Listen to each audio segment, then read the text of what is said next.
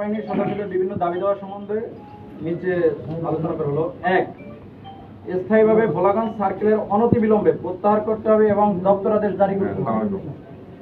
দাবি 2, রেলওয়ে নিরাপত্তা বাহিনী আইন 2016 অনুযায়ী কর্মচারী না বাহিনী তা সুনিশ্চিত করতে হবে এবং যদি বাহিনী হলে তাহলে বাহিনীর সকল সুযোগ সুবিধা, রেশন, ঝুঁকি ভাতা, যাতায়াত ভাতা সহ অন্যান্য সকল সুযোগ সুবিধা নিশ্চিত করতে হবে। 3, নিয়োগ নীতিমালা সংশোধন করে প্রতি বছর নিয়োগ কার্যক্রম অব্যাহত রাখতে হবে এবং 3 বছর পর পর পদোন্নতি পরীক্ষার ব্যবস্থা করতে হবে এবং বাহিনীর নীতিমালা অনুযায়ী নিজস্ব তত্ত্বাবধানে নিয়োগ প্রক্রিয়া সম্পন্ন করতে হবে।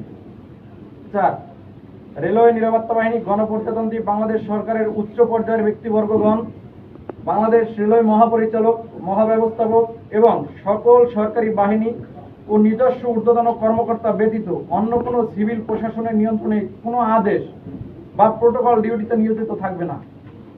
5, হেডকোয়ার্টার ব্যতীত বিশেষ ডিউটিতে বাহিনী নিজস্ব যাতায়াত ব্যবস্থা নিশ্চিত করতে হবে। 6, রেলওয়ে সম্পত্তি অবৈধ দখল উদ্ধার আইন 2016 মোতাবেক পূর্বের ন্যায় মামলা রুজুর প্রয়োজনীয় ব্যবস্থা গ্রহণ করতে হবে। 7, রেলওয়ে নিরাপত্তা বাহিনীর প্রত্যেক সার্কেলের ব্র্যাক সমূহ সংস্কার এবং সকল মৌলিক চাহিদা পূরণ করতে হবে। 8, রেলওয়ে নিরাপত্তা বাহিনীর প্রত্যেক সদস্যের 8 ঘন্টা কর্ম নির্ধারণ করতে হবে। 8 ঘন্টা যদি অতিরিক্ত দায়িত্ব পালন করতে হয় তাহলে তার পরিবর্তে অতিরিক্ত কর্মঘণ্টা ভাতা প্রদান করতে হবে। 9, অন্যান্য বাহিনীর ন্যায় রেলওয়ে নিরাপত্তা বাহিনীর বেতন বৈষম্য দূর করতে হবে, যেটা আমাদের দীর্ঘদিনের দাবি। 10, বাংলাদেশ রেলওয়ে সকল সম্পত্তি রক্ষণাবেক্ষণ এবং রেলওয়ে নিরাপত্তা সুরক্ষার জন্য সুশৃঙ্খল বাহিনীতে রূপান্তর করতে হবে। 11, সিজিপিওয়াই, পাহাড়তলি কারখানা, পাহাড়তলি স্টোর, সিজিএমওআই ইত্যাদি কেপিআই ভুক্ত এলাকার সমূহের গ্যারেজ ফিটিং এর কোনো মালামালের চার্জ রেলওয়ে নিরাপত্তা বাহিনী বুঝিয়ে নিবে না, কারণ তাহারা এই সমস্ত মালামাল সম্পর্কে অবগত নয়। 12, রেলওয়ে নিরাপত্তা বাহিনীর সকল সদস্যদের কর্মবিরতি ও দাবি আদায় প্রসঙ্গ নিয়ে কোনো প্রকার বিভাগীয় বদলি ও হয়রানি করা যাবে না। এটাই ছিল আমাদের 12 দফা দাবি, আর আমরা এই দাবির উপরেই আছি।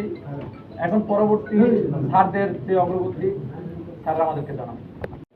আমাদের এই আজকের দিনটা আমরা পেয়েছি, তো এখানে আমরা দীর্ঘদিন যাবৎ, বেশ কয়েকদিন যাবৎ আমাদের ট্রেন চলছে না। হ্যাঁ, আমরা আশা করছি যে 2 একদিনের মধ্যে এই ধরনের কোনো একটা নিউজ পেতে পারি, আমরা নির্দেশনা পেতে পারি। আপনারা আপনাদের কাছে আমার কি থাকবে, আপনারা আসছেন, আপনাদের দাবি করছেন এবং আপনাদের দাবি যা বুঝলাম অনেক বেশ কিছু দাবি নিয়ে হচ্ছে উদ্যোতন করছে এবং আইনি আদালত, আইনি মাধ্যমে সুরাহা করার ব্যবস্থা করছে আপনাদের উদ্যোতন কর্তৃপক্ষ। এবং বিভিন্ন সময় এটা আমাদের কাছে চাইলে আমাদের ম্যানেজমেন্টের কাছে আমরা ওনাদেরকে আদালতে যাওয়ার ব্যাপারে আমরা ছুটি দিয়েছি বা সহযোগিতা করেছি। এই সহযোগিতা আমাদের থাকবে। আর আপনাদের কাছে আমার হলো যে আমাদের ট্রেন চালানো বা এই বিষয়ে আপনারা সবাই নিজ নিজ কর্মস্থলে গিয়ে আপনাদের নিজের দায়িত্বের ব্যাপারে প্রিপারেশন নেবেন। এই হলো আমার নির্দেশনা আপনাদের প্রতি। আশা করি আপনারা কমান্ডারের মাধ্যমে আরো সুন্দরভাবে নির্দেশনা পাবেন, সেই হিসেবে যার যার দায়িত্ব পালন করবেন। কারণ একটা প্রত্যেকেরই এখন দেশ গড়ার জন্য একটা আছে, দায়িত্ব আছে।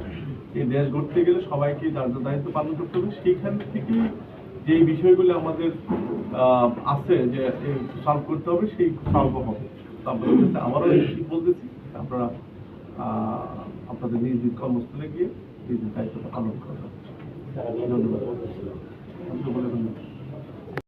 বাংলাদেশ সংবিধানের 152 ধারা অনুযায়ী আমরা অন্যান্য সুশৃঙ্খল তৎপরবর্তীতে 10 নম্বর ধারা 80 বলছে যে সেখানে আপনি বাহিনীর যে সুযোগ সুবিধা সেটা ভোগ করবেন, মানে রেলওয়ে থেকে যে সুযোগ সুবিধা যদি আইনটা থাকে সেটা আপনার স্পষ্টভাবে আইনটা দেখতে পারেন। এই দুইটা জিনিস আমরা বাহিনী এটা কি এটা কি বিধিতে না আইনে? আমাদের আইন আইনকে চেঞ্জ 2 নম্বর আইন 2016 2 নম্বর আইনের 4 নম্বর ধারা এবং 3 নম্বর ক্লজ অনুযায়ী আমরা বাহিনী 152 ধারা বাংলাদেশ সংবিধানের 152 ধারা শৃঙ্খল বাহিনী। আচ্ছা, যাই হোক, তাহলে আমাদের বাহিনী সকল দাবি না আমি যেটা বুঝতে পারছি, আপনাদের বদলি, পোস্টিং বা কি আপনাদের পানিশমেন্ট সবকিছু কিন্তু আপনার বাহিনীই দেয়।